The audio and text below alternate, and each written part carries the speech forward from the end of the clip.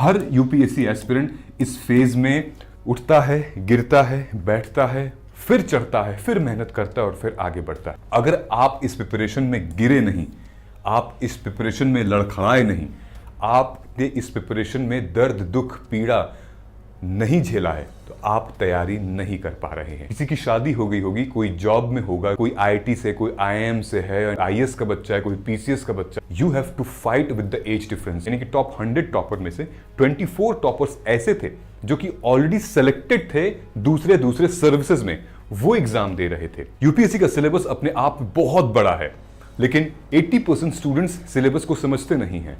120 minute में आपको 100 question करने हैं।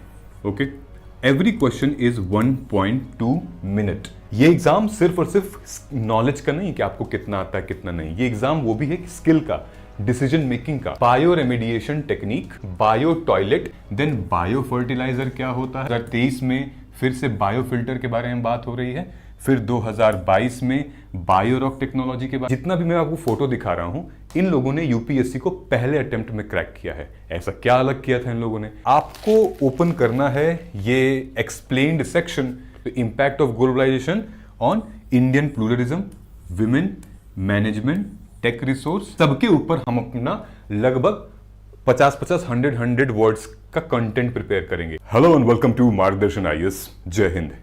आई know you saw a dream to join the civil services, a dream to become a bureaucrat, a dream to go Labasna. But to fulfill this dream, you need clarity. आपको confusion में रहकर आप कभी भी इस dream को achieve नहीं कर पाएंगे। और वो भी now you want to crack UPSC without coaching, then is it really possible? और अगर possible है तो फिर कैसे कर सकते हैं? इसका जवाब इस पूरे वीडियो में आपको मिलेगा, और मैं भी नहीं जानता हूं इसका जवाब। Actually I will show you few important things. जब आप वीडियो के एंड में पहुंचेंगे तो आपको ये रियलाइज हो जाएगा कि मुझे कोचिंग करनी चाहिए या कोचिंग नहीं करनी चाहिए। टू बी ऑनेस्ट, मैं आपको अपनी स्टोरी भी बताऊंगा। मैंने भी ये डिसाइड किया था कि मैं कोचिंग नहीं करूंगा, और चूंकि मैं जॉब करता था तो मेरे पास टाइम भी नहीं था कोचिंग करने का। लेकिन मुझे किसी ने ये नहीं बताया कि जब तुम कोचिंग ज्वाइन नहीं करोगे तो उसके बाद क्या करोगे। मतलब हम जब ये बोल रहे हैं कि हम कोचिंग ज्वाइन नहीं करेंगे, विच मीन्स हम सेल्फ स्टडी करेंगे, राइट? लेकिन हम सेल्फ स्टडी कैसे करेंगे, हम एग्जाम को कैसे समझेंगे, ये इंपॉर्टेंट है। सो चलिए शुरू करते हैं। And first of all I would like to congratulate you that आपने ये डिसाइड किया कि इस जिंदगी में आपको क्या बनना है और आपका एक सपना है। Let us get started. हम जब इस प्रिपरेशन में आते हैं तो हमारी बहुत सारे डाउट रहते हैं, तो कुछ भी करने से पहले हम इन सारी चेकलिस्ट को पहले फुलफिल कर लेते हैं। पहले ये समझ लेते हैं कि ये जो पॉइंट मैंने लिखा है इसका आंसर ढूंढ लेते हैं, तब हम रियल प्रिपरेशन स्टार्ट करेंगे। देखिए, कुछ वक्त आपको अपने आप के लिए निकालना पड़ेगा। I don't know, I mean, if you are watching this video, so I'm not sure that you wanted to prepare for 26, 27, 28 और 2029. मुझे नहीं पता है। हमारा सवाल ये नहीं है कि आप इस साल के लिए प्रिपेयर कर रहे हो तो आप क्या टाइम टेबल होगा। नहीं, हमारा सवाल ये है कि क्या यूपीएससी को बिना कोचिंग के प्रिपेयर किया जा सकता है कि नहीं। ठीक है, सबसे पहले हम यहां देखते हैं, आपको अपने थॉट प्रोसेस से आपको ढूंढना पड़ेगा, खुद से ढूंढो। ठीक है, दूसरों से राय मशवरा बाद में लेना, पहले खुद से एक्सपेरिमेंट करो। और इस एक्सपेरिमेंट में कुछ चीजें इंक्लूड रहेंगी। सबसे इंपॉर्टेंट जो चीजें आती हैं वो ये आती हैं कि क्या मैं इंडिविजुअल स्टडी करूंगी या मैं ग्रुप स्टडी करूंगी। इस एग्जाम की तैयारी के लिए मेरा मोटिवेशन क्या है, मेरी इंस्पिरेशन क्या है, कहां से मुझे ये थॉट प्रोसेस आया कि मैं इस एग्जाम के लिए प्रिपरेशन करूंगी। आईएएस बनने का ख्वाब कहां से आया। ठीक है, क्यों मैं ज्वाइन करना चाहती हूं सिविल सर्विसेज एग्जामिनेशन, क्या कारण है ज्वाइन करने का। ठीक, ये सब हम ढूंढेंगे। दूसरा, ऑप्शनल में क्या रखूंगी अपना, किस तरीके का ऑप्शनल कितने प्रकार के होते हैं और मैं अपना ऑप्शनल क्या रख सकता हूं। उसके बाद मैं किताबों से पढ़ूंगा या फिर मैं वीडियो लेक्चर के थ्रू पढ़ूंगा, मुझे किस टाइप की मेथडोलॉजी पसंद है। ऑलराइट, एंड देन अगर मैं किताब से पढ़ रहा हूं तो फिर किस बुक को मैं फॉलो करूंगा, रिसोर्सेस क्या होंगे मेरे, ये। Then which subjects to concentrate more on, यानी कि यहां पे वेटेज की बात हो रही है। कहीं ऐसा तो नहीं कि मैं वो सब्जेक्ट पढ़ रही हूं जहां से क्वेश्चंस बहुत कम आते हैं, अपना टाइम मैंने वेस्ट कर दिया। तो वो कैसे पता चलेगा मुझे कि किस सब्जेक्ट पे ज्यादा टाइम मुझे देना है। दूसरा, कौन सा टाइम प्रोडक्टिव होगा स्टडी करने का। क्या मैं अर्ली मॉर्निंग पढ़ूं, लेट नाइट पढ़ूं, दोपहर में पढ़ूं, या फिर दिन भर पढ़ती रहूं, या फिर कभी भी पढ़ना चालू कर दूं। ऐसे सारे क्वेश्चंस हैं जो कि हमें कंफ्यूजन में डालते हैं। आई एम श्योर कि जब आपने भी प्रिपरेशन स्टार्ट किया होगा तो कंफ्यूजन में आप गए होंगे, राइट। धीरे धीरे हम लोग इसको आगे बढ़ाते हैं। Now when you see this graph is called Dunning Kruger effect. ये इफेक्ट इतना ज्यादा लाइवली है, आप इससे कनेक्ट कर पाएंगी। फॉर एग्जाम्पल, ये जो कर्व आप देख रही हैं, ये कर्व है कॉन्फिडेंस का। नीचे लो कॉन्फिडेंस, ऊपर हाई कॉन्फिडेंस। ये जो कर्व है इस एक्सिस पे, ये है कॉम्पिटेंस का, ये हमारे स्किल का। यहां पर कम कॉम्पिटेंस है, यहां पर ज्यादा कॉम्पिटेंस है, मतलब कि आप स्किल्ड हो चुके हो। अब इस यूपीएससी के प्रिपरेशन जर्नी में हमें बहुत सारे फेज से गुजरना है, और हर एक सीरियस एस्पिरेंट इस फेज से गुजरता है। यूं ये जो फेज जा रहा है, ओके, हर इस फेज से गुजरता है। कैसे गुजरेगा अब मैं आपको बताता हूं। फॉर एग्जाम्पल, आपने जैसे ये वीडियो देख रहे हैं, आप यूपीएससी की तैयारी करना चाहते हैं, राइट। तो आपको किसी ने एनकरेज किया, आपने कोई वीडियो देखी, आपसे कोई आईएएस मिलने आया, कोई भी एक इंस्पिरेशन हो सकता है, that now you wanted to start preparation. तो आपको मजा आएगा, आपको कि आप उसके बारे में पढ़ेंगे, उसके बेसिक्स पढ़ेंगे, न्यूज़ देखेंगे, ड्रीम करेंगे आप अपनी सर्विसेज को, आप अपने आप को देखेंगे वहाँ पर कि मैं बन गया हूँ, आईएएस बन गई हूँ, मेरे पास इतना पावर है, ये कर सकता हूँ, ठीक। तो ये सारी चीज़ें मज़ा आएगा। आप स्टडी मटेरियल लेकर आएंगे, आप यूट्यूब पे वीडियोस देखेंगे, तो आपका कॉन्फिडेंस बहुत ज़्यादा होगा उस टाइम पे, कि बहुत एंथुजियास्टिक है, बहुत मज़ा आ रहा है, कि नई नई किताबें, नई नई चीज़ें पता चल रही हैं, नए वीडियोस हैं। फिर थोड़ा सा लगता भी है भौकाल, कि मैं आईएएस की तैयारी कर रही हूँ, मेरे पास ये है, टेबल है, चेयर है अपना, पेरेंट्स भी लगता है अरे बाप बच्चा ध्यान दीजिए इसको। एनकरेजमेंट बहुत सारी होती है, मतलब कॉन्फिडेंस हमारा इस टाइम पर पीक पर होता है, ठीक है।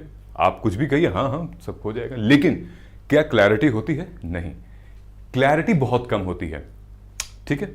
हमारे पास कॉम्पिटेंस बहुत कम रहता है। क्यों कम रहता है? मैं आपको एग्जांपल बताता हूं। अगर एक नए स्टूडेंट के सामने अगर आप 2 अटेम्प्ट या 3 अटेम्प्ट या 4 अटेम्प्ट वाले स्टूडेंट को खड़ा कर देंगे तो डेफिनेटली उसका कॉम्पिटेंस लेवल कम होगा, क्योंकि इनको पता चल चुका है इस एग्जामिनेशन का रियलिटी, राइट। सो ये है peak, mount stupid. Mount stupid क्या है? यहां पर हम एक अननेचुरल कॉम्पिटेंस क्रिएट किया जा रहा है यहां पे, ठीक। विच मीन्स कि यहां जल्दी हम नीचे आने वाले हैं, डिस्करेज होने वाले हैं। क्यों? क्योंकि जब आप रियल वर्ल्ड में आप जाओगे, रियल वर्ल्ड में जब आपका टेस्ट होगा, जब आपकी एनालिसिस होगी, जब आप पीवाईक्यू लगाओगे, जब आपका एग्जाम करीब आएगा, तो आपके थॉट प्रोसेस और घूमने लगेंगे, किस तरीके से मैं एग्जाम को प्रिपेयर करूं। तब जाकर यहां पर एक वैली ऑफ डिस्पेयर आता है, मतलब तब हमारा हार्ट ब्रेक भी होता है। अनफॉर्चुनेटली आपका प्री नहीं हो पाया, अनफॉर्चुनेटली आप दूसरों से बेहतर नहीं कर पा रहे हैं, तो आता है हमारा वैली ऑफ डिस्पेयर, ठीक है। विच मीन्स कि दुख, दर्द, पीड़ा बहुत हो चुकी है, क्योंकि आपको लगता है कि मैंने बहुत पढ़ा है, बहुत किया है, लेकिन यहां कुछ और है। उसके बाद फिर जब यहां से आप उठते हो, मे बी आप किसी की मेंटोरशिप ले लेते हो, मे बी आप किसी से गाइडेंस ले लेते हो, या शायद आप कहीं कोचिंग ज्वाइन कर लेते हो, तो फिर आप कहीं ना कहीं अपने गलती पर काम करते हो, सीरियस होते हो। फिर धीरे धीरे आपका स्लोप ऑफ एनलाइटमेंट बढ़ता है और एक टाइम पर आप इस लेवल पर पहुंचने लगते हैं। तब आपकी कॉम्पिटेंस उतनी रहती है और कॉन्फिडेंस भी उतना रहता है, ठीक है। हर यूपीएससी एस्पिरेंट इस फेज में उठता है, गिरता है, बैठता है, फिर चढ़ता है, फिर मेहनत करता है और फिर आगे बढ़ता है। अगर आप इस प्रिपरेशन में गिरे नहीं, आप इस प्रिपरेशन में लड़खड़ाए नहीं, आपने इस प्रिपरेशन में दर्द, दुख, पीड़ा नहीं झेला है, तो आप तैयारी नहीं कर पा रहे हैं। कहीं ना कहीं हर एक एस्पिरेंट इस दौर से गुजरता है और उसको पता है कि इन वक्त की अहमियत क्या है, ऑलराइट। एंड देन वो they come back, they make a strong come back and then they rise up and you will be able to do that. And feel करो आप इस चीज को, राइट। लेकिन आगे बढ़ने से पहले हम इस एग्जाम की रियलिटी को समझते हैं। एग्जाम की रियलिटी का मतलब जानते हैं आप क्या है? एग्जाम का जो सिलेबस है, जो क्वालिफिकेशन है, जो उसकी एज क्राइटेरिया है, हम उसको भी देख लेते हैं। एज क्राइटेरिया अगर हम बात करें, एज डिफरेंस यानी कि 21, if 21 is a most like qualifying age, वहां से आप आप एलिजिबल हैं। लेटेस्ट 21 एज से लेकर एज 37 तक के कैंडिडेट यूपीएससी का एग्जाम दे सकते हैं from all the categories. Okay, तो आप देख रहे हो ना कितना एज डिफरेंस है। किसी की शादी हो गई होगी, कोई जॉब में होगा, कोई यूपीएससी 5 बार क्लियर भी कर चुका होगा, मतलब प्री क्लियर कर चुका होगा, फाइनल नहीं क्लियर, किसी ने क्लियर ही नहीं किया होगा, कोई आईआईटी से, कोई आईआईएम से है, and then so on and so forth, कोई आईएएस का बच्चा है, कोई पीसीएस का बच्चा है, मतलब, और कोई ईडब्ल्यूएस से है। एज डिफरेंस बहुत है। You have to fight with the age difference. Okay, selected once reappear, आपने देखा है ना, ऑलरेडी सेलेक्टेड ऑफिसर रीअपियर होते हैं अपने रैंक इंप्रूव करने के लिए, कार्डर चेंज करने के लिए। उसके बाद जितने भी स्टूडेंट्स, जो लोग प्री में क्वालिफाई होके मेंस में जाते हैं, ओके, और मेंस क्वालिफाई नहीं होता है, मेंस में बाद फिर इंटरव्यू होता है, जिनका मेंस क्वालिफाई नहीं होता है वो फिर से प्री का एग्जाम देते हैं, विच मीन्स उनका तो रेडी है। उसके बाद जो लोग इंटरव्यू में जाते हो, इंटरव्यू क्वालिफाई जिनका नहीं होता है, वो फिर से आके प्रीलिम्स का एग्जाम देते हैं, फिर से मेंस का देते हैं, विच मीन्स कि वो ऑलरेडी प्रिपेयर्ड हैं, पके पकाए हैं, everything is ready. Now you will fight with them. This is the reality of the examination.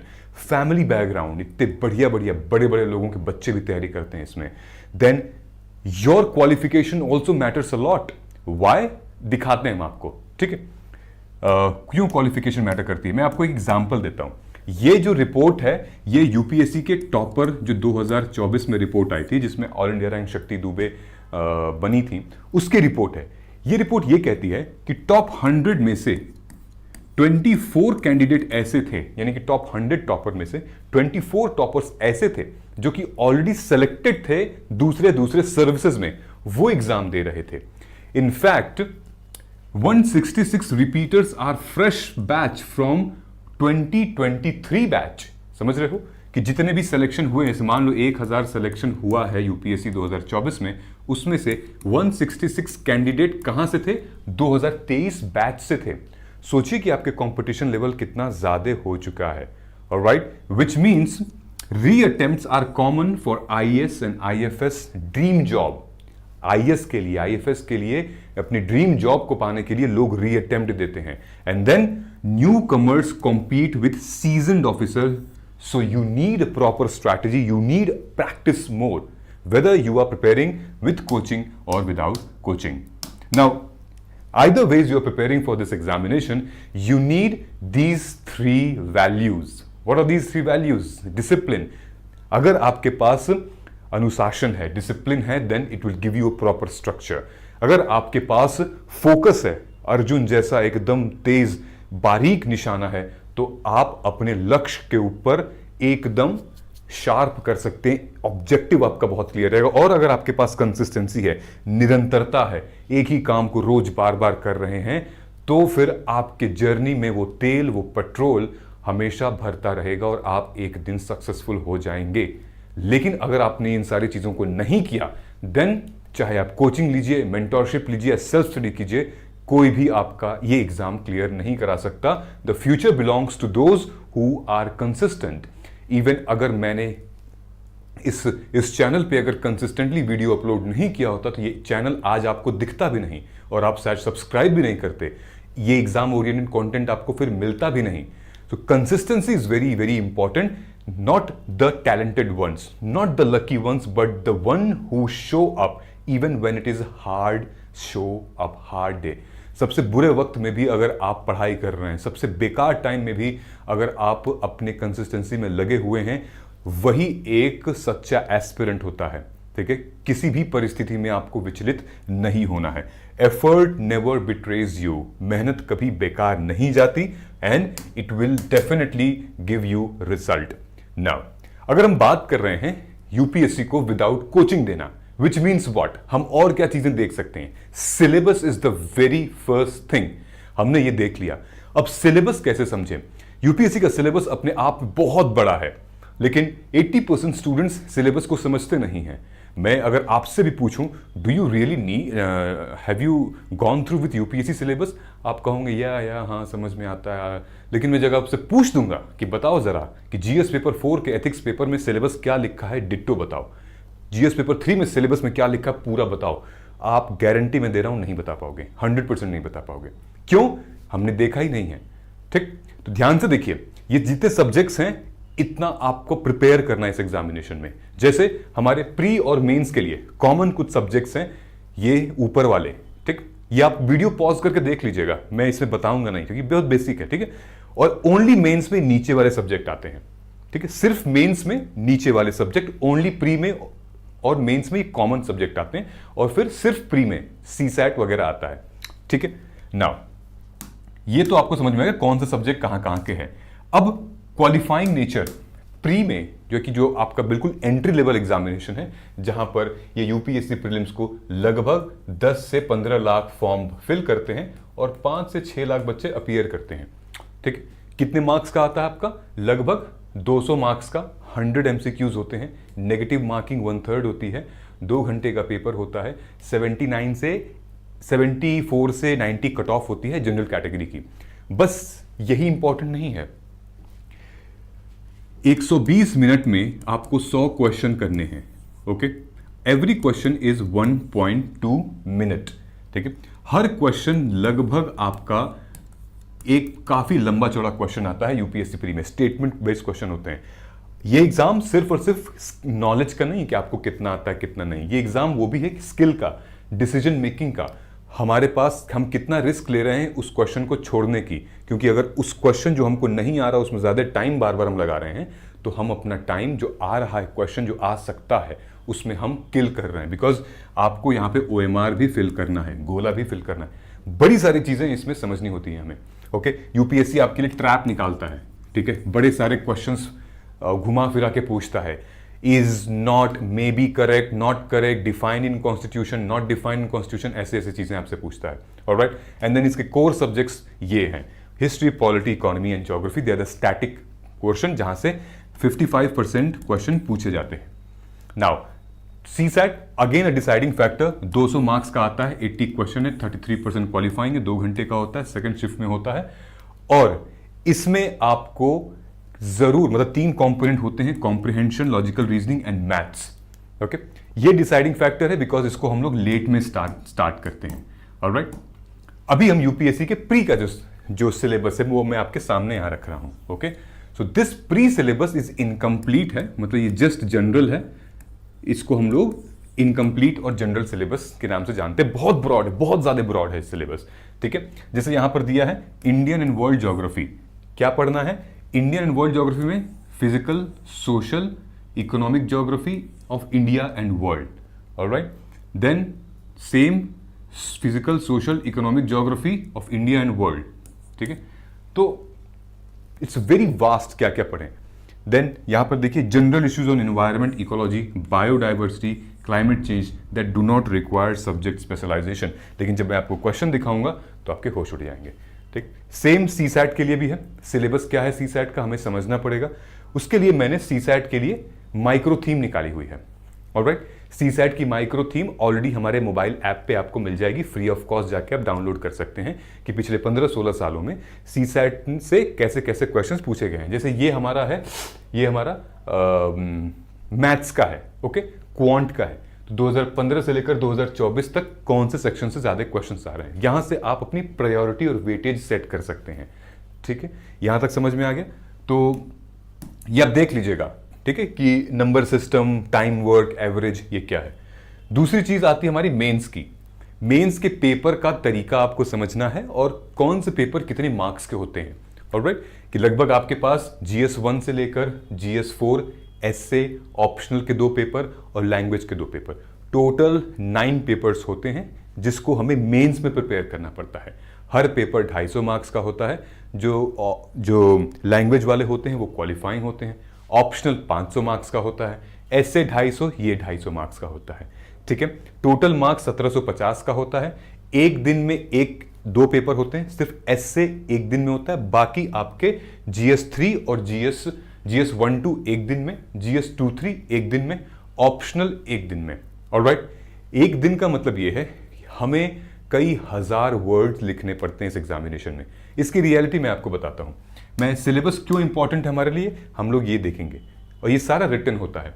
Example के तौर पे देखेंगे, ये हमारे GS1 जनरल स्टडीज पेपर 1 का सिलेबस है, जहां पर आप देखेंगे हिस्ट्री का सिलेबस है। ओके, ध्यान से देखिएगा, हिस्ट्री के सिलेबस में बात हो रही है Indian culture will cover salient aspect of art, number 1, literature number 2, then architecture from ancient to modern. Timeline देख रहे हैं कितनी लंबी है, ठीक है, समझ में आ गया। अब हमने देखा कि जीएस पेपर 1 में कैसे कैसे वेटेज क्या है, 2024 से लेकर 2018 तक एवरेज कितने क्वेश्चंस मेंस में आए हुए हैं, ठीक है। एक एनालिसिस देख लेते हैं ताकि हमारा वेटेज के हिसाब से हम पढ़ सकते हैं। जब आप देखोगे तो आपको यह पता चलेगा मैक्सिमम क्वेश्चन यहां पर जो पूछे जा रहे हैं ऑन एन एवरेज, वो पूछे जा रहे हैं एक तो हमारा ज्योग्राफी से और दूसरा सोसाइटी से। ओके, ज्योग्राफी और सोसाइटी से मैक्सिमम क्वेश्चन पूछे जा रहे हैं। आइए देखते हैं, ये एनालिसिस भी जरूरी है, ठीक। तो देखिए, जब आप कह रहे हैं कि बिना कोचिंग के हम पढ़ाई करेंगे तो आपको ये सब पता होना चाहिए पहले से, ठीक है, ये डिटेल में, ठीक है। कभी कभी तो ये सब भी कोचिंग में नहीं बताया जाता है, किसी किसी कोचिंग में बता दिया जाएगा ना। अगर आप ध्यान से देखेंगे हमारे बोर्ड पे तो ये PYQ है, previous year question paper mains का, जो हमने डिकोड करके रखा हुआ है आपके लिए। तो जो हमने देखा था ना आर्ट एंड आर्किटेक्चर, यहां देखिए क्वेश्चंस कैसे कैसे आए हुए हैं ध्यान से। अगर हम, ये रियल पेपर है 2013 से लेकर 2024, किंगडम और उनकी हाईलाइट, ठीक, कैसे क्वेश्चंस पूछे गए हैं। कंट्रीब्यूशन क्या था पल्लवा का आर्ट और लिटरेचर में, यहां दिया हुआ है ना, estimate the contribution of Pallava of Kanchi in the development of art and literature of south India. फिर ये क्वेश्चन देखिए गुप्ता पीरियड का दिया हुआ है, discuss the main contribution of Gupta period and Chola period in Indian heritage and culture. ये आपको mains का क्वेश्चन दिख गया सारा। अब हम लोग प्री के क्वेश्चन में आते हैं, ठीक है। प्री के क्वेश्चन में यही क्वेश्चन आ गया गुप्ता पीरियड से, with reference to period of Gupta dynasty in ancient India, the town Ghantasala, Kadura and Chaul were also known as. अब इनमें से कौन सा किया जाएगा। फॉर एग्जाम्पल, अगर आप गुप्ता पीरियड पढ़ेंगे, इसके लिए main contribution of Gupta period क्या था, चोल, तो क्या आप ये नहीं पढ़ेंगे ना। तो एक पूरे कंटेंट से आपका प्री और मेंस दोनों की प्रिपरेशन हो रही है। फिर कौटिल्य अर्थशास्त्र मौर्यन पीरियड का ये बात हो रही है, ठीक है। मौर्यन से मेंस में फिलहाल तो क्वेश्चन नहीं आया है, but we can expect question from mains में। अभी तक के लोग पांडवाज, चोल्याल, फिर उसके बाद Gupta period, then Krishnadevaraya, Chola, then उसके बाद गुप्ता पीरियड, इन्हीं से क्वेश्चंस फिलहाल पूछे गए हैं। लेकिन ये क्वेश्चन पूछ सकते हैं मौर्यन एम्पायर में, ठीक है, क्योंकि यहां पे कौटिल्य अर्थशास्त्र की बात हो रही है। तो ऐसे जब आप पढ़ेंगे मेंस ओरिएंटेड, तो प्री का भी कंटेंट उसमें आएगा, राइट। एक और एग्जांपल आपको दिखाते हैं।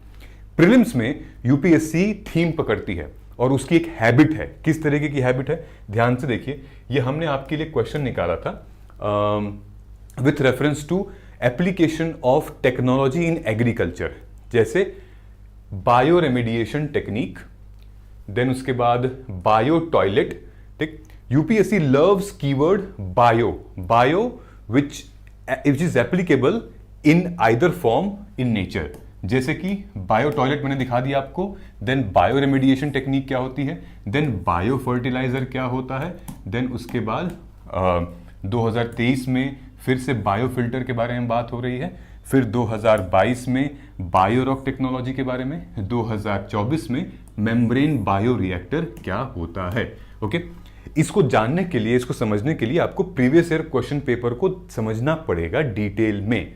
वो हम करा देंगे, उसमें कोई दिक्कत नहीं है। Okay, but to understand, if you want to crack without coaching, you have to go through with these details. Okay, this is not an easy, ठीक है। चलिए टाइमलाइन के बारे में बात करते हैं। टाइमलाइन क्या है कि अब मुझे नहीं पता कि that you are preparing for 2026 और 2027 और 28, ओके, बट जिस ईयर के लिए भी आप तैयारी कर रहे हैं, आपको एक टाइमलाइन फिक्स करना पड़ेगा। For this particular year I am preparing for this examination, like if you are preparing for इतना, then you only have 14 to 15 months for pre. 26 के लिए आप कर रहे हैं तो आपके पास सिर्फ 90 days बचा हुआ है, और अगर आप 28 के लिए कर रहे हैं तो तो आपके पास लगभग 1 साल 14 महीने बचे हुए हैं। ओके, एक एक दिन इंपॉर्टेंट है, आपको बस अपना गोल सेट कर देना है, मतलब कि मुझे इस साल करना है, उसके बाद फिर बैकवर्ड कैलकुलेशन चलनी है। ऑलराइट, सो टाइमलाइन बहुत बहुत इंपॉर्टेंट है कि किस टाइम पर मैं क्या करूंगा, किस टाइम पर क्या नहीं करूंगा। एक सीरियस एस्पिरेंट जरूर ये करता है, ठीक है। So don't miss this thing. और बहुत लोग कंफ्यूज भी रहते हैं कि जैसे एग्जाम आता है तो डरने लगते हैं, अगला अटेम्प्ट दे देंगे, ये नहीं देंगे, तो ये स्ट्रेटजी मत अपनाइए। This will waste your attempt, waste your year. Now I will take help of rankers. Okay, इन रैंकर्स के वजह से आपको अपने डिसीजन मेकिंग में काफी फायदा हो सकता है कि आप इनकी जर्नी, इनकी स्ट्रैटेजी देख के शायद आप डिसीजन कर पाए, ले पाए, एक कि रैशनल डिसीजन ले पाए। फॉर एग्जाम्पल, जितना भी मैं आपको फोटो दिखा रहा हूं, इन लोगों ने यूपीएससी को पहले अटेम्प्ट में क्रैक किया है। ऐसा क्या अलग किया था इन लोगों ने? तो doctor Neha Rajput all India rank 51, Astha all India rank 61, then उसके बाद Garima Jain all India rank 118, Animesh Pradhan rank 2, then Shri Raut 52, then Mudita Bansal 44। Alright, अब मैंने एक शीट बनाई। इस शीट में ध्यान से अगर आप देखते हैं तो इन लोगों ने यूपीएससी को फर्स्ट अटेम्प्ट में कैसे क्रैक किया, ठीक। तो स्ट्रैटेजी क्या क्या अपनाई? ऑलराइट, इनमें से किसी ने कोचिंग ली थी, किसी ने मेंटरशिप ली थी, किसी ने दोनों ली थी, किसी ने सेल्फ स्टडी किया था। Okay, so doctor Neha Rajput जो कि ऑल इंडिया रैंक 51 है, डॉक्टर थी और उन्होंने एमबीबीएस किया, तो इन्होंने अपना ऑप्शनल भी वही रखा, एंथ्रोपोलॉजी, जो कि very close to medical science, very close to MBBS, तो उनको हेल्प मिल गई। ओके, तो एज 26 थी, which means she was very well mature, known, अच्छा खासा था, and then she was preparing, then she crack this examination और महाराष्ट्र स्टेट से थी। देन आस्था 61 रैंक पे, she is the youngest IAS officer of this batch. ये BA economic honours से किया था एसआरसीसी से, सिर्फ 21 साल की थी, लेकिन यूपीएससी का एग्जाम देने से पहले इन्होंने हरियाणा का एग्जाम दिया था और हरियाणा में ऑल इंडिया रैंक 1 लेकर आई थी, विच मीन्स कि रियल एग्जामिनेशन से पहले इन्होंने एक प्रैक्टिस दिया था यहां पे, ताकि वहां पर उनका जो डर है, प्रेशर है, कम हो जाए। जो ऑप्शनल इन्होंने इकोनॉमिक्स ऑप्शनल रखा वो इनका ग्रेजुएशन का सब्जेक्ट था। So with the help of this उन्होंने अपना टाइम सेव किया। When comes to गरिमा जैन, गरिमा का बीएससी इन जूलॉजी था, सेम सब्जेक्ट्स से गरिमा ने मिरांडा हाउस से मास्टर्स भी किया है और उसी सब्जेक्ट को अपना ऑप्शनल भी बना लिया था। और जब ये मास्टर्स करने गई तब से प्रिपरेशन को स्टार्ट किया और 24 साल में इन्होंने पहले अटेम्प्ट में यूपीएससी को क्रैक कर लिया। ऑलराइट, विच मीन्स की तैयारी पहले से ही चल रही थी। यानी कि आस्था सिंह, इन्होंने बताया, इन्होंने 1 साल का गैप लिया, गैप लेके समझा एग्जामिनेशन को, तब जाके अटेम्प्ट लिया था। Understand what I am saying? You have to also understand about this examination reality, जो कि मैं आपको बता रहा हूं। अनिमेश प्रधान ने मेंटरशिप प्रोग्राम ज्वाइन किया था और 23 साल के थे, उड़ीसा से थे, सोशियोलॉजी लिया और एग्जाम क्रैक कर दिया। मुदिता बंसल और अनिमेश में कॉमन ये है कि दोनों जॉब करते थे। सोशियोलॉजी एक शॉर्ट सब्जेक्ट है जहां से कंपटीशन ज्यादा है, यूनिक आपको बनना पड़ेगा, लेकिन ये दोनों जॉब करते थे, उनके लिए सोशियोलॉजी सब्जेक्ट लिया और यूपीएससी का एग्जाम क्रैक कर दिया।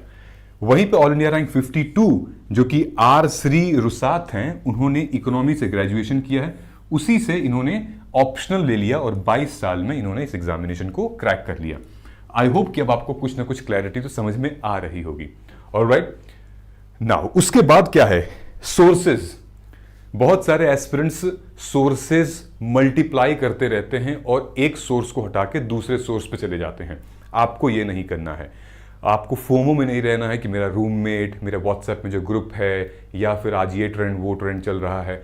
You have to analyse and then decide one source and move ahead. Okay, so sources is very very important और आपको अपना सोर्स लगभग 1 महीने तक के अंदर, 1 मंथ के अंदर आप अपना सोर्स डिसाइड करके उस पर स्टडी करना शुरू करिए, लर्न करना चालू कर दीजिए। Otherwise the more you will take time here, the more confusion you will have, because पढ़ोगे कहां से? सोर्स तो यहीं रहेगा।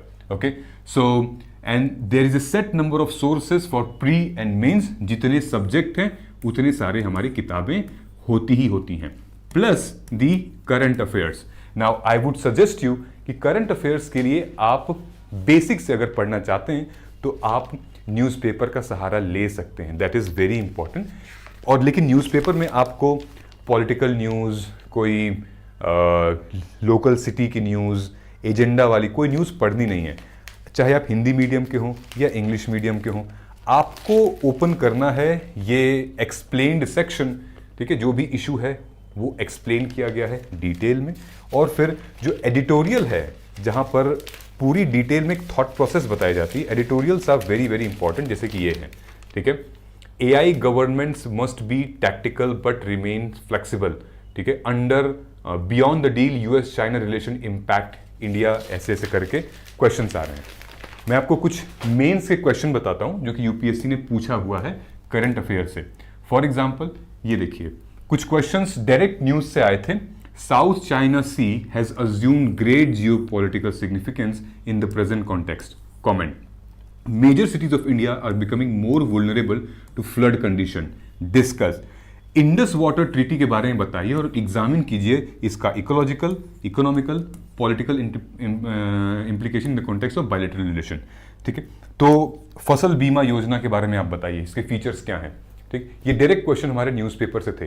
तो न्यूज़पेपर पढ़ने की हैबिट डालिए, धीरे धीरे आपको आएगा, चाहे हिंदी है चाहे इंग्लिश है। हिंदी वाले दैनिक हो गया, जनसत्ता हो गया, ये पढ़िए। इंग्लिश वाले अपना इंडियन एक्सप्रेस या एडिटोरियल वो पढ़ सकते हैं, जो हमारा ये वाला है द हिंदू भी। YouTube. Now you are watching me on YouTube, so YouTube is the biggest free resources platform where you can watch each and everything. But again, यहाँ पर बहुत सारा कंटेंट है, क्या पढ़ें, किसको पढ़ें, ये आपको अपने नीड के हिसाब से डिसाइड करना पड़ेगा। You understand what I am saying? Need के हिसाब से, which means YouTube is a great resource for you to study अगर आप कोचिंग नहीं ज्वाइन करना चाहते हैं, लेकिन आपको यहाँ पे बहुत क्लियरली, क्लैरिटी के साथ, ताकि आपका टाइम बहुत ज़्यादा वीडियो में ना जाए, मल्टीपल वीडियो आप एक ही चीज़ के देख रहे हैं। You have to like analyse few teachers जिनसे आप कनेक्ट बना पा रहे हो, जिस चैनल से आपको ज़्यादा बेनिफिट मिल रहा है उन्हीं को सब्सक्राइब करिए और उन्हीं को देखिए, ऑलराइट। और जिस सब्जेक्ट में आपको प्रॉब्लम आ रही है, कौन सा टॉपिक है, ये सब आपको डिटेल में चेक करना है। नाउ एक मेरा सजेशन है कि अगर आप चाहे तो पूरी पढ़ाई सेल्फ स्टडी कर सकते हैं, ये जो मैंने आपको बताया इस तरीके से, ठीक है। लेकिन आपको आंसर राइटिंग के लिए कहीं ना कहीं एक मेंटोरशिप प्रोग्राम या फिर गाइडेंस ज्वाइन करना पड़ेगा किसी कोचिंग इंस्टीट्यूट में, क्योंकि आपका आंसर इवैल्यूएट कौन करेगा, राइट? आपको सजेशन कौन देगा और फीडबैक कौन देगा, that is very very relevant. उसके लिए आपको या तो you go for 1-to-1 mentorship programme, either you go for 1-to-1 mentorship programme, जैसे कि हमारा Margdarshan IAS, we are the only civil services institute जो कि मेंटोरशिप बेस पर है, ठीक है। उसके बाद why you should enroll this, because this would come with your practice। और जब तक आप अपनी आंसर राइटिंग नहीं लिखोगे तो फिर आपको क्लैरिटी नहीं रहेगी, आपको स्कोर नहीं मिलेगा, क्योंकि बहुत बहुत ज़्यादा कंपटीशन है जीएस में, एसए में। एथिक्स का आंसर हमारा किस तरीके का होना चाहिए, समझ में आ रहा है? एक एग्जाम्पल मैं आपको बताता हूं। फॉर एग्जाम्पल, ये ग्लोबलाइजेशन एक टॉपिक है इंडियन सोसाइटी का, कैसे हमें क्रिएट करना है, नोट्स कैसे बनाने, आंसर कैसे लिखना है। ग्लोबलाइजेशन एक टॉपिक है। तो हमने क्या किया कि 2015 से लेकर 2024 तक ग्लोबलाइजेशन से भी जितने क्वेश्चंस आए थे, हमने उनको एक जगह नोट कर लिया कि globalisation versus local identity, impact of globalisation on cultural diversity, impact of globalisation on women, impact of globalisation on technology and resource management, ठीक है, impact of globalisation on migration. तो हमने क्या किया, हमने इसका जो कीवर्ड्स थे उनको निकाल लिया। तो impact of globalisation on Indian pluralism, women, management, tech resource, cultural homogenisation, और इन सब के ऊपर हम अपना लगभग 50-50, 100 वर्ड्स का कंटेंट प्रिपेयर करेंगे। और जब हम कंटेंट प्रिपेयर करेंगे तो हमारा कंटेंट कुछ इस तरीके का दिखेगा। ये है ग्लोबलाइजेशन, इसका डेफिनेशन क्या है? Global is local, language, dress, family, changes in form, ठीक है, देन लोकल इन ग्लोबल। ये सारा कंटेंट आपको, ये टॉपर की नोट है, ऑल इंडिया रैंक 1 की, AIR 1 की ये नोट है, ठीक है। तो unity in diversity, diversity data, globalisation, ठीक है, क्या फीचर्स हैं, इंपॉर्टेंस क्या क्या है, पहले क्या था अब क्या है, किसी फिलोसोफर, किसी थिंकर का नाम आप रख सकते हो, इंडिया एज ए थाली आप कह सकते हो, डाइवर्सिटी का डेटा दिखा सकते हो आप, ठीक है। तो these are the few ways जो कि आपका पीवाईक्यू नोट्स में तब्दील होगा और नोट्स फिर एक आपके अच्छे आंसर में तब्दील होंगी। ठीक है। सेक्युलरिज्म के ऊपर लिखा हुआ है, सेक्युलरिज्म का मतलब क्या होता है, अशोका के टाइम पे कॉन्स्टिट्यूशन क्या कहता है हमारा, सेक्युलरिज्म को किससे खतरा है, ये सब हमने मेंशन किया हुआ था। Right. So practice topic wise PYQ answer writing, जहां से आपको यूपीएससी की लैंग्वेज डिकोड हो सके, मॉडल आंसर के थ्रू आप अपना इवैल्यूएट कर सकते हो। देन आपको डिकोड करना पड़ेगा क्वेश्चन की डिमांड क्या, उसके स्ट्रक्चर क्या है, ये सब आपको मैं समझा दूंगा, सिखा दूंगा, यहां पे कोई भी प्रॉब्लम नहीं आने वाली है। ठीक है। सो एग्जाम्पल को और देख लेते हैं हम लोग, जैसे कि जीएस पेपर 1, 2, 3 में, ठीक है, एक टॉपिक है अर्बनाइजेशन। अर्बनाइजेशन जीएस पेपर 1, 2, 3 तीनों जगह आता है। जैसे देख लेते हैं 2023 में सोसाइटी में पूछा था कि does urbanisation leads more segregation और marginalisation of poor in metropolis. Then उसी जीएस पेपर 1 में फिर 2021 में इंफ्रास्ट्रक्चर में पूछा था, क्या पूछा था कि what are the environmental implications of the reclamation of water body in urban land uses. Okay, तो यहां पे अर्बन लैंड यूजेस, यहां पे सेग्रीगेशन पूछ रहा है। 2023 में ये जीएस पेपर 2 में पूछा था कि the states in India seems reluctant to empower urban local bodies both functionally as well as financially. तो फंक्शनल चैलेंजेस क्या क्या हैं अर्बन लोकल बॉडीज के, फाइनेंशियल चैलेंजेस क्या क्या हैं। फिर 2016 में इन लोगों ने पूछा था economic schemes and policies, GS paper 3 में मेरे हिसाब से। तो इन लोगों ने पूछा था कि स्मार्ट सिटीज इसको कहते हैं, पूरा और रूर्बन मिशन क्या था। तो आप देख रहे हैं एक टॉपिक से कैसे हमने इसको निकाला है। तो फिर हमने इसकी माइक्रो थीम्स को निकाली, यानी कि अर्बनाइजेशन से पहले क्वेश्चन क्या आया, सेग्रीगेशन और migration, then environmental implication water bodies, then इसका फाइनेंशियल एंड फंक्शनल इनएफिशिएंसीज क्या है, एंड देन रेलेवेंट क्या है स्मार्ट सिटीज। और इन चारों पे हम कंटेंट प्रिपेयर करेंगे। ये आपका सिलेबस से निकल कर आता है, अगर आप ध्यान देंगे यहाँ पे लिखा हुआ है important aspect of governance and then transparency, application model, accountability, institutions, these are the few things that are relevant. समझ में आ गया?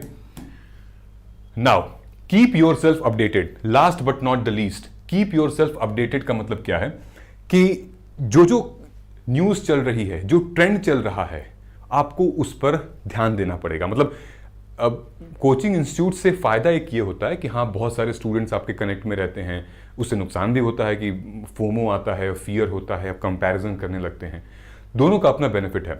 सो अपडेटेड रहने का मतलब ये भी है कि आपको जो न्यूज़ आ रही है, जो ट्रेंड है यूपीएससी का, कोई चेंजेस आ रहे हैं, कोई रिफॉर्म्स आ रहे हैं, उनको कोई न्यूज़ में, कोई सब्जेक्ट में चेंज हो रहा है, आपको अपडेटेड रहना पड़ेगा। So you need to join Telegram, then there are so many things. ठीक है। नाउ कोचिंग में जाने के बाद स्टूडेंट्स कंप्लेन क्या करते हैं, there are lot of student they complain कि कोई भी पर्सनल मेंटर हमारा नहीं है, क्लासेस उतनी टाइम पे नहीं हो रही, एक एक क्लासेस लंबा खिंच जा रही है, डिस्कनेक्ट फील होता है, डाउट सेशंस नहीं होते हैं लाइव क्लास के बाद, हमेशा मेंटर नया आ जाता है, गाइडेंस नहीं मिल रही है, सिलेबस कवर नहीं है, बहुत कंफ्यूजन है और फिर सेल्फ स्टडी का टाइम ही नहीं मिल पाता है। इन्हीं सभी के लिए मैंने मेंटरशिप प्रोग्राम लॉन्च किया था। And as I said, Margdarshan IAS is the only civil services institute जहां पे सिर्फ मेंटरशिप हम करते हैं। You don't join coaching but you have to join mentorship. It's up to you, हम कैसे करें, क्या करें, कब करें, शेड्यूल क्या होगा, टाइम टेबल क्या होगा, कैसे क्लैरिटी पता चलेगी इस एग्जामिनेशन की। तो this is the way you can start approaching. ये सारी चीजें हम अपने साथ करते हैं इस पूरे के पूरे मेंटरशिप प्रोग्राम में। और मेंटरशिप खाली पीली सिर्फ मेंटरशिप नहीं है, किसी सब्जेक्ट के साथ एक test series mentorship, PYQ mentorship, समझ में आ रहा है, ऐसे writing, ethics, then so many things. Okay, तो ये मेंटरशिप प्रोग्राम में है। और if you want to join our mentorship programme, then I mean seriously if you want to join, then नीचे कमेंट सेक्शन में एक लिंक दिया है गूगल फॉर्म का, उस पर फिल कीजिए, हमारी टीम आपसे रीच आउट करेगी 1-to-1 मेंटरशिप के लिए। Only me and you will be there, and जो जो मैं आपको बताता जाऊंगा वो चीजें आपको करनी रहेगी। ठीक है, समझ में आ गया? जैसे ये कुछ स्टूडेंट हैं जो कि already he is an assistant commandant in BSF, this guy is already cleared prelims 2 times, writing mains. There are so many serious students, they are joining us, and this is the entire battalion which I carry, and these are the students, they are literally preparing for this examination seriously, and they are 1-to-1. मतलब group to 1 तो session होता ही होता है obviously, but everybody connects with me 1-to-1 as well. Okay, so I hope कि अब video को आपने यहां तक देख लिया होगा। अब आपको एक क्लैरिटी मिल गई होगी कि कोचिंग अगर ज्वाइन करनी है या नहीं करनी है तो फिर क्या डिसीजन लेना है। In my opinion this is a very personal decision based on your resources, based on your experiences. So वो भी अच्छा है, कोचिंग भी अच्छी है, रेलेवेंट है, इंपॉर्टेंट है। और फिर अगर आपको लगता है कि नहीं ये सब तो मैं खुद ही कर लूंगी या कर लूंगा, then you can do self study based on that. अगर वीडियो को आपने यहां तक देख लिया है, थोड़ी बहुत भी क्लैरिटी आई है, थोड़ा बहुत भी समझ में आया है, तो कमेंट कर दीजिएगा कि जय हिंद, हम जीतेंगे। चाहे कुछ भी हो जाए, हम जीत कर रहेंगे इस पूरे के पूरे एग्जामिनेशन में। चाहे हम कोचिंग जाएं, मेंटोरशिप लें, सेल्फ स्टडी करें, हमारा ऑब्जेक्टिव एक है कि इस एग्जाम को हमें क्रैक करना है और हम क्रैक करके रहेंगे। तो मुझे ये पता चल जाएगा कि आपने इस वीडियो को एंड तक देखा है और अब आप क्लैरिटी बहुत आ चुकी है आपके पास। मिलते हैं अगले वीडियो में। Thank you so much. जय हिंद, जय भारत।